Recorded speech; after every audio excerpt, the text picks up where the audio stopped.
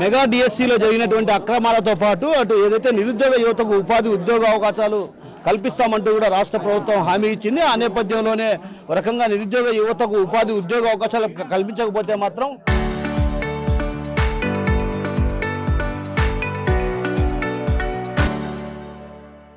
నిరుద్యోగ భృతి చెల్లిస్తామంటూ కూడా అటు పెద్ద ఎత్తున రాష్ట్ర ప్రభుత్వం హామీ ఇచ్చిన నేపథ్యంలో ఒక్కసారిగా కూడా 2.5 సంవత్సరాల కాలం పూర్తవుతున్నా కూడా ఇప్పటికి కూడా అటు ఏదైతే ఇచ్చిన హామీ అమలు చేయలేకపోవడంతో ఒక రకంగా వైసీపీ విద్యార్థి యువజన విభాగం ఆధ్వర్యంలో ఈరోజు పెద్ద ఎత్తున ర్యాలీ కార్యక్రమాన్ని నిర్వహించారు. ఈ నేపథ్యంలో మనతో పాటు యువజన విభాగం నేత ఉన్నారు, ఆయన అడిగి తెలుసుకునే ప్రయత్నం చేద్దాం. చెప్పండి, ఎలా చూడాలి రాష్ట్ర ప్రభుత్వం ఇప్పటికే 2.5 సంవత్సర కాలం పూర్తవుతుంది, నిరుద్యోగ యువతకు ఉపాధి ఉద్యోగ అవకాశాలు కల్పించకపోతే మేమే నిరుద్యోగ గుర్తిస్తామంటూ కూడా హామీ ఇచ్చింది, కానీ ఇవేమీ అమలు కావడం లేదు. ఎలా చూడాలంటారు? మోసం చేసి అధికారంలోకి రావచ్చేమో కానీ ఇచ్చిన మాట నిలబెట్టుకోవాలంటే దానికి బాధ్యత ఉండాలి.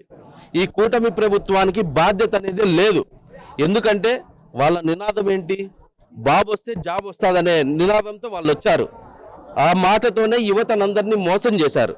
బాబు వచ్చాడు కానీ జాబ్ రాలేదు. ప్రతి సంవత్సరం జాబ్ క్యాలెండర్ అన్నారు. జాబ్ క్యాలెండర్ 2 సంవత్సరాలు వదలలేదు. మొన్న తీసుకున్నటువంటి జాబ్ రాకపోగా జాబు రాని వారికి నిరుద్యోగ భృతి ఇస్తామన్నారు. నెలకు 3,000.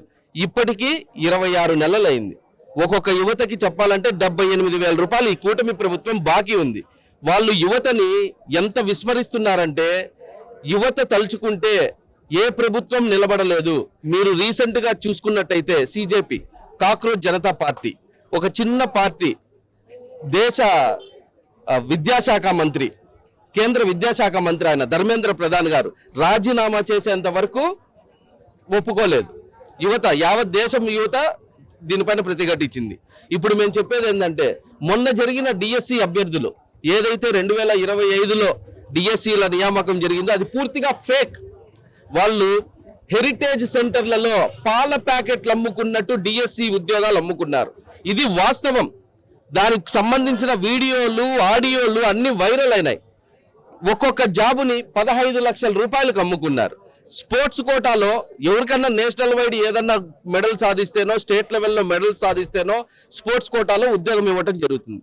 వీళ్ళు పేకాట ఆడే వాళ్ళకి ఉద్యోగాలు ఇచ్చుకున్నారు.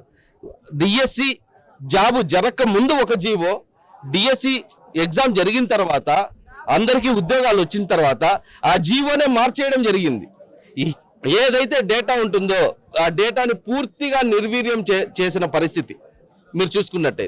దీనికి మేము రాష్ట్ర వ్యాప్తంగా వైఎస్ఆర్ కాంగ్రెస్ పార్టీ తరఫున యువజన విభాగం మరియు విద్యార్థి విభాగం ఆధ్వర్యంలో భారీ నిరసన ర్యాలీ చేస్తాము.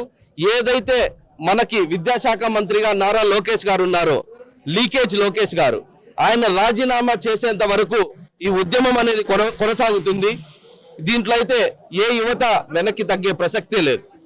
ప్రధానంగా ఇప్పటికే మరోమారు డిఎస్సి కూడా ప్రకటించబోతుంది రాష్ట్ర ప్రభుత్వం. అంటే పెద్ద ఎత్తున ఉద్యోగ ఉపాధి అవకాశాలు కల్పిస్తున్నాము, పరిశ్రమలు ఏర్పాటు చేస్తున్నామంటూ కూడా హామీ ఇస్తుంది. సో ఎలా చూడాలంటారు? ఎక్కడిస్తున్నారండి ఉద్యోగాలు? మొన్న 15 లక్షలకు అమ్ముకున్నారు, ఇప్పుడు 20 లక్షలకు అమ్ముకుంటారు. వాళ్ళ ఆదాయం కోసం చేసుకునే ప్రక్రియ తప్ప వాళ్ళు ఇంకోటి వేరేది ఏమీ లేదు. వాళ్ళు ఏదన్నా కాన్సన్ట్రేషన్ చేస్తారంటే దేనిపైన ఏం కాన్సన్ట్రేషన్ చేస్తున్నారు? అమరావతి అనే దాన్ని అడ్డం పెట్టుకొని లక్షల కోట్లు ఏ విధంగా దోచుకోవాలి.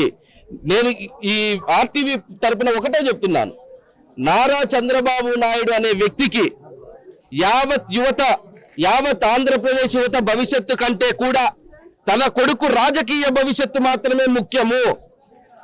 యువతకి ఉద్యోగాలు ఉంటే ఏమి, పోతేనేమి, వాళ్ళు బాగుంటేనేమి, బాగలేకపోతే ఏమి, నా కొడుకు బాగుండాలి, నా కొడుకు అధికారంలో ఉండాలి, నా కొడుకు ఈ ఆంధ్ర రాష్ట్రాన్ని పరిపాలించాలి అనే నియంత్రణ ధోరణిలో కొనసాగుతున్న పరిస్థితి ఈరోజు ఆంధ్రప్రదేశ్లో ఉంది. కడపలో పెద్ద ఎత్తున పరిశ్రమలు కూడా ఏర్పాటు చేస్తున్నారు కదా.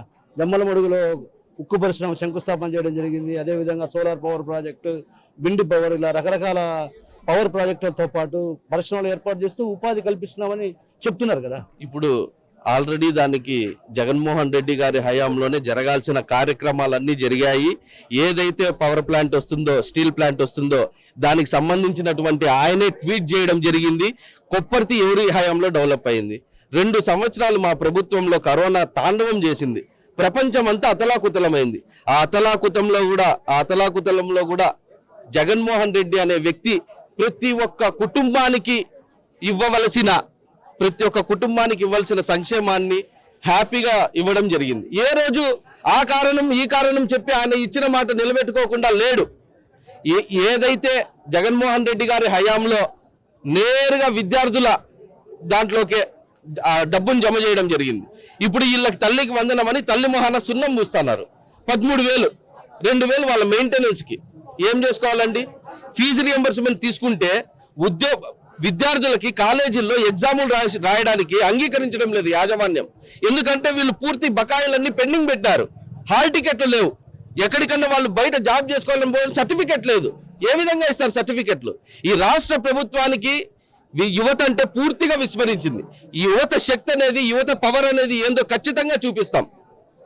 సో మొత్తం మీద యువతకు ఏదైతే ఇచ్చిన మాట నిలబెట్టుకోవడంలో పూర్తిగా కుటుంబ ప్రభుత్వం వైఫల్యం చెల్లింది. అదేవిధంగా ఏదైతే ప్రభుత్వ ఉద్యోగాలు కల్పిస్తామంటూ కూడా బూటకు మాటలు చెప్పి అధికారంలోకి వచ్చిన తర్వాత అటు ఫీజు రీఎంబర్స్మెంట్ కావచ్చు, ఇతరత్రవి కూడా చెల్లించని పరిస్థితి. ఫలితంగా విద్యార్థులు కూడా తీవ్రమైనటువంటి ఇబ్బందులు పడుతున్నారు. ఉద్యోగాలు లేక తీవ్రమైనటువంటి ఇబ్బందులు పడుతున్న వారికి నిరుద్యోగ భృతి కూడా అందించకపోవడం రకంగా విచారకరం.